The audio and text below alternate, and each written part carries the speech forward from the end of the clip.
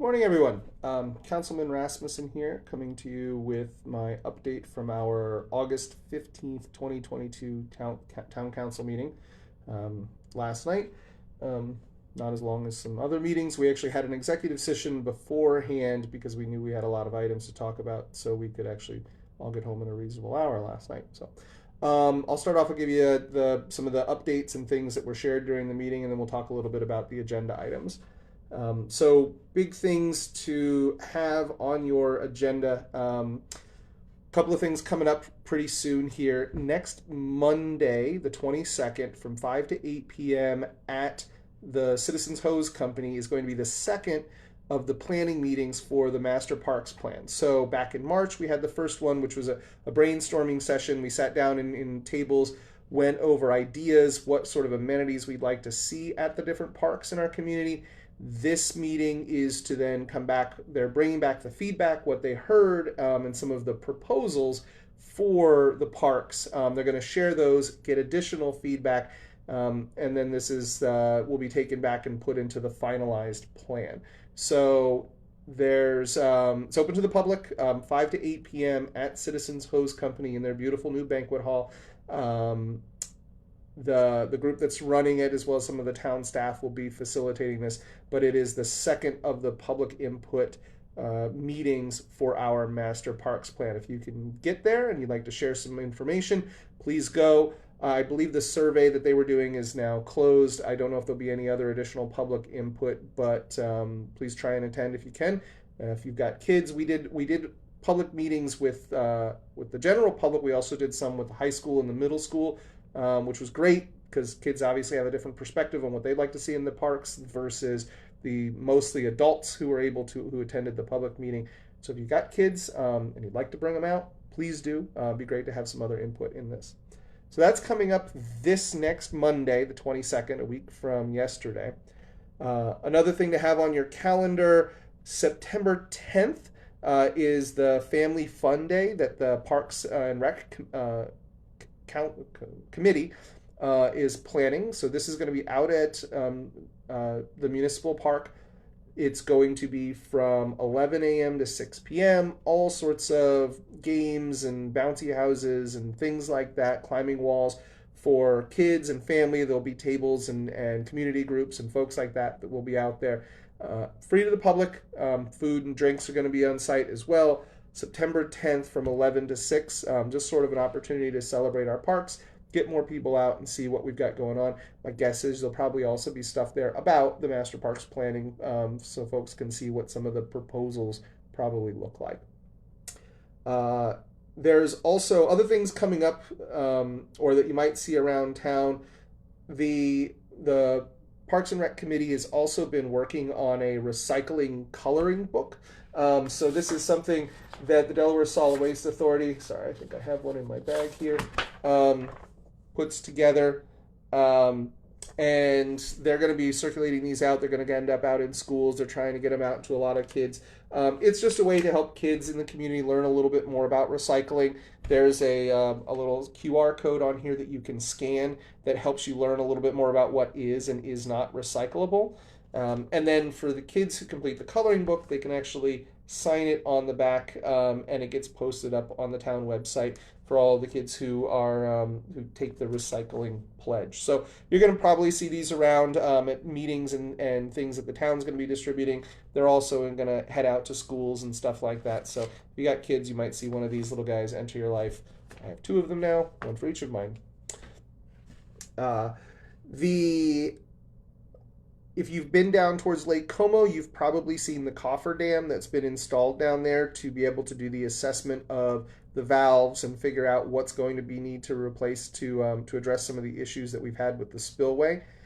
As of right now, they've figured out what needs to be done. The parts are being ordered. Of course, there is a 12-week lead time on the valves that are necessary for this. So that cofferdam that is there is intended to be temporary. The concept at the moment is to actually leave it in place for the next 12 weeks versus remove it and then spend the money to put it back in. That it may actually be cheaper to just keep it in place and maintain it for the next 12 weeks rather than try and remove it and put it back in. I think that's still to be determined, but if you've been taking a look down there and you've been seeing it and wondering about it, it will probably be there for another 90 days or so until the valves are able to be delivered to us and ultimately installed. I'll let you know if that changes at any point in time. Um, One of the big things that we did last night, this was an agenda item, but I'll leave it in here, is many folks know this. Our town manager, Andrew Haynes, has accepted a new position. He's going to be the executive director of the National. I'm going to brutalize this. Sorry, Andrew. The National Labor Relations Board for Public Employees. That's probably not the order that it's supposed to be in. His last day with us is going to be August 31st. So this was his last town meeting. Thank you very much for the last couple of years of service that you've given to us. I think we've made some great strides. With Andrew leaving, we are conducting a search for a new town manager. There's a search committee of 6 people. We've actually conducted our first round of phone interviews. We'll be into our first round of in-person interviews next week. But there will be a gap in service between when Andrew leaves and when a new town manager is able to start. So we have, as of last night, appointed Chief Tori James as the acting town manager starting on September 1st. Many of you know Chief James, right? He's been a member of this community for pretty much his entire life. He's very well respected by the community and by the staff in the town. And we will be working and supporting Chief James in as many ways as we can to make sure that his time as the interim town manager goes as smoothly as possible. But certainly big shoes to fill, maintaining the police department and the acting town manager position. But ideally, we will have a new town manager in place before or around the end of the year. That's a fairly reasonable timeline. Could be before that, I'm not sure. But so Chief James has stepped up to help fill that role and keep the town running as smoothly as possible in that interim. So thank you very much, Chief. And thank you, Andrew, for your service. If you see Andrew in the next week and a half before he sort of rolls out, please say hi and say thanks and wish him the best, as we all did. Those are the major updates for little items that were shared during the meeting. As far as agenda items from last night's meeting, so the big agenda items last night, we actually had 3 zoning components that we needed to do, but they're a little bit bigger than that. So these were both annexation and rezoning pieces. There are 3 pieces of property that now, as of last night, are officially part of the town and zoned appropriately for those areas. These are 3 pieces of property that have been in our annexation plan for, in some cases, 20 years. 2 of them are actually on the far north side of town. One of them is most people know it as the State Police Pistol Range. That's on the east side, the west side of Route 1. There's another piece that is actually between Route 1 and Route 13, just north of where those 2 cross. Those 2 properties is part of what was called the Clark Farm many years ago, that was divided up and sort of split in half when Route 1 was built. Those 2 properties are being brought into the town. The developer who owns the Clark Farm piece wanted to be part of the town in order to, in the future, access our public water and sewer system to ideally build some high-density commercial use items there. So potentially a hotel is what's been talked about, maybe some other retail pieces, things like that. It's a good-sized piece of property. They could do quite a bit to it, but they couldn't be annexed into the town because they're not directly adjacent to the town. So in the conversation with the state about how we get that property annexed into our town, they move forward with saying that they would annex in the State Police Pistol Range. There's no intention to change what the use of that property is, but it allows us to bring that other piece of property into town. So annexation takes a while. We had to have public meetings. We had to do all sorts of postings about this. Last night, we finally moved through this process. We were able to officially vote to annex that property and to then zone it appropriately. That doesn't mean that you're going to see any changes with that property anytime soon, because we're extending the water and sewer infrastructure north of where it currently stops, which is at about the rest stop. It's a significant expense, a very large investment to move that, so it will be a while, but it allows some of that planning to begin to move forward on the part of the town and the landowners in that area.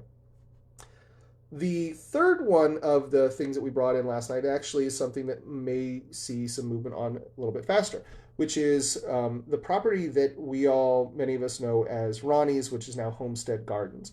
That property, while you would assume that it might be part of the town, is not. Like a lot of properties on Route 13, they're actually never been annexed into the town because the property owners didn't want to be annexed into the town. What that means is that they couldn't access the water and sewer infrastructure, but most of those properties have their own wells and their own septic systems. So Ronnie's is a bit unique in that they are an agricultural use, right? They have lots of plants, they grow things there, but they have always been limited in what they could do, and I say Ronnie's, I apologize, so Homestead Gardens. But they have been limited in what they can do in the way of public gathering and events and things like that because they don't have bathrooms. And they're not able to put in bathrooms. So if you've been there before, you've had to use the porta potties. Homestead Gardens would like to change that, but in order to connect to the water and sewer infrastructure from the town, which quite literally runs through their front yard, they need to be annexed into the town. So we did that last night. They are going to be allowed to they have some agricultural wells on the property that they use to water plants in the yard. But they will, in order to do some building and some changes on the property, they will now be allowed to connect into the water and sewer infrastructure, which means they can put in some bathrooms. And that's necessary to be able to host events, to be able to do a variety of other things to expand their footprint a little bit there. So we're happy to have them as part of the town. Ideally, that property coming into town also allows another piece of property that's adjacent to it to be annexed into town, the North Smyrna Wawa. So our hope is, and they have expressed interest in annexing into town because they would like to expand that Wawa, and they have the property there to add in gas pumps and things like that. But they have not been able to do so because they lack the water and sewer infrastructure necessary. So ideally, we may see, because of this annexation, we may see future annexations and additional changes that occur in that section of Route 13 on the north side of town. So all good things and stuff that's been hopefully in the plans for 20 years, just finally sort of coming to fruition now. Those were some of the biggest discussion items from the meeting last night. Other things that we did, so I mentioned this at a previous council meeting. We were making some changes to the town's building and redevelopment incentive program. There were a couple of things we needed to fix that addressed some language changes because we've changed in our comp plan process. We've changed exactly what we call our highway commercial area. We used to have this North Corridor and South Corridor zoning districts. We've condensed all of that down, so there was some semantics things that needed to be changed in the code. It also addressed two other issues that were a little bit more substantive. One was when we did it a few years ago, there was language that was a bit confusing about what some of the incentive, the fee waivers would apply to, and that they were more broadly interpreted than intended. So we wanted to make sure we cleaned that up. And the other was that there had been a requirement for some of the incentives that the town place a lien on a property that was going to receive some sort of fee waivers. In the end, most of what those fee waivers ended up being, it would cost the town more money to put a lien on the property than we may be waiving a few $100s in fees and spending $500 to $1,000 to put a lien on that property, which isn't a great thing. It's more work for the town. It's more expenses than are necessary, and in the end felt that it was something that it really didn't add anything to what the town was offering and what our relationship would be with those property owners. So those changes were made. We did vote to make this the second and third reading of that bill. Any of these proposed changes require 3 readings. You can make the second reading a second and third reading if there is a reason to do so from a timeliness perspective. And the expectation is that very soon there will be some large permit applications for the Duck Creek Business Campus that we wanted to make sure we had this right how we needed it before those came in, because there are significant costs associated with the town in being able to oversee those projects. So that change got done last night. Small but important. We also last night had a couple of other items. We had a presentation from the Redevelopment Authority. It's got an awful name, but the Slum Clearance and Redevelopment Authority, we refer to it as the RDA, Redevelopment Authority, came to the town council to present about a new way that they intend on operating, sort of some of the process that they would like to take in helping to, rather than react to potential needs or requests from property owners, to be a little bit more proactive, going out and trying to seek out some projects in the downtown where they think they can steer and maybe advance those projects by being proactive and pushing the property owners to move forward, and then ultimately provide them with technical assistance and ideally some additional funding to help facilitate that.